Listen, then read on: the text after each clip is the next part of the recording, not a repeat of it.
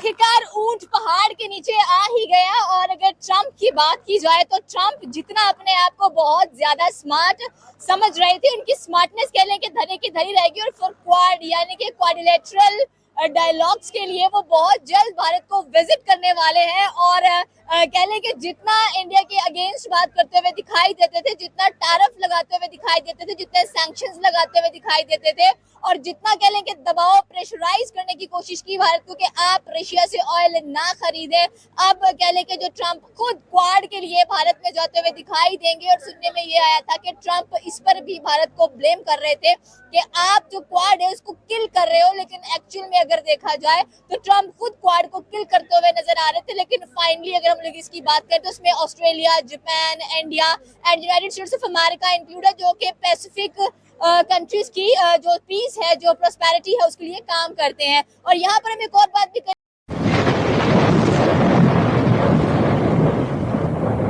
Sir, पहले तो ये बताएं कि ट्रम्प की हेकड़ी कहाँ गई? देखिए, स्टार्ट आपने लिया था ऊंट किस करवट बैठेगा। तो यकीन करेंगे ऊंट बैठ चुका है और ऊंट के बैठने का टाइम आ चुका था। डेफिनेटली आपने देखा कि ये वो डोनाल्ड ट्रम्प जो सबकी आंखों में आंखें डालकर सब पे टैरिफ लगाता नजर आ रहा था, जब उसने देखा कि सामने इंडिया है, इंडिया के सामने वो मतलब बीगी बिल्ली बनकर वहां विजिट करने को भी तैयार हो गया, उसकी बातें और वहां पे डायलॉग के लिए भी तैयार हो गया। मेरे ख्याल से ये उसे सोचना चाहिए था पहले कि ये जो डोनाल्ड ट्रम्प खुद को बहुत बड़ा समझता था, अब उसकी हेकड़ी भी निकल गई, अब उसके पल्ले भी कुछ नहीं रहा। मेरे ख्याल से जो खुद को सुपर पावर कहने वाला एक मुल्क, जो अपने आप को सुपर पावर मुल्क दिखाए, डोनाल्ड डक बन गया, अब वो खत्म हो गया है।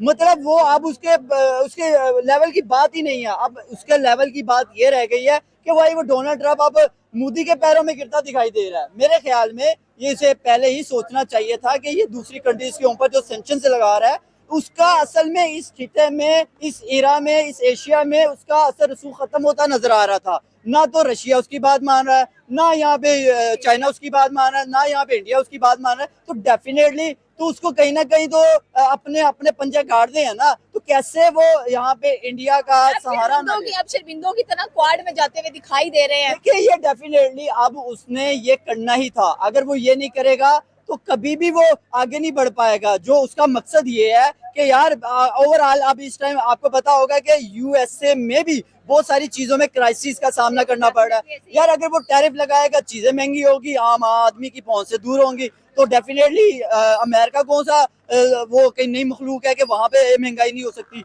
तो जब वहां पे कोई चीजें नहीं प्रोड्यूस की जाएंगी दूसरी कंट्री से, जब सस्ती और मयारी चीजें मिलेंगी, डेफिनेटली वो दूसरी कंट्री से पे जब टैरिफ लगाएगा वो महंगी मिलेंगी। अब यही उसकी हेकड़ी निकलनी बनती थी। अब वो उसने ये कहा कि भाई मैं विजिट करूंगा, और उसे विजिट करने के लिए भाई मादा भी हुआ और वो डायलॉग भी करेगा और इंडिया की बातें भी मनवाएगा, इंडिया उससे अपनी बातें मनवाने में कामयाब भी होगा। देखिए, ये वो हिकड़ी है जो कहता है ना, अपने अंदर अपने एक रूट था, एक अकड़ थी, वो अकड़ उसकी टूटती नजर आई। दुनिया ने देखी कि भाई आप इंडिया के मुकाबले में बातें करते दिखाई दे रहे, चाइना से आप मुकाबला नहीं कर सकते, आप रशिया से मुकाबला नहीं कर सकते, जाहिर बात है अब आप इंडिया से भी आंखें दिखाने चले थे। अब इंडिया ने जब आपको अपनी हेकड़ी दिखाई ना, मतलब अपनी आगे से जवाब दिया, अपना आप दिखाया कि भाई मैं तुम्हारे बगैर जी सकता हूँ, पाकिस्तान तो बगैर नहीं जी सकता। आपको पता है पाकिस्तान का जो मरना जीना है अमेरिका है, हम अमेरिका को छोड़ नहीं सकते, हम अमेरिका के बगैर चल ही नहीं सकते। आपको पता है हमारा मुल्क का कर्जा जो है वो डबल हो चुका है।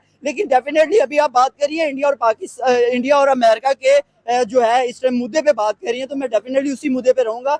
देखिए, इंडिया डेफिनेटली उसने अपनी इकोनॉमी को ग्रूम किया, उसने चाइना के साथ हाथ बढ़ाया। देखिए, चाइना के साथ उसकी कितने क्लैशेस थे, चाइना के साथ उसके कितने मामला खराब थे, लेकिन उसने अपने ताल्लुकात बेहतर किए, उसके साथ बैठा। रशिया के साथ उसने ट्रेड की, ऑयल परचेज किया, दुनिया को वो एक्सपोर्ट कर रहा है, दुनिया में वो अपने असर सूख बना रहा है, और 40 से 50 ममालिक को वो एक्सपोर्ट करता दिखाई दे रहा है। तो कहीं ना कहीं इंडिया ने अपने आप को बेटर किया दूसरे ममालिक की निस्बत, और स्पेशली अमेरिका की निस्बत। अमेरिका ने आते ही जनाब यहाँ पे डोनाल्ड ट्रम्प ने तो एक वही जनाब अपनी अकड़ दिखाई कि भाई मैं दूसरे ममालिक पर सैंक्शन से लगाऊंगा तो मैं कामयाब हो जाऊंगा, और ना तो मैं दूसरे ममालिक से चीजें परचेज करूंगा, ना वहां से कोई चीज आएगी तो वो महंगी होगी, डेफिनेटली इंडिया नहीं खरीद पाएगा या कोई और कंट्री नहीं खरीद पाएगा। मतलब वहां पे जो लोग रहने वाले लोग हैं ना अमेरिका में, तो वो डेफिनेटली नहीं खरीद पाएंगे। लेकिन वहाँ की अपनी आवाम ने उनको रिजेक्ट किया, उनकी आवाम ने बायकॉट किया कि भाई महंगाई बहुत हो चुकी है। तो डेफिनेटली अब जो है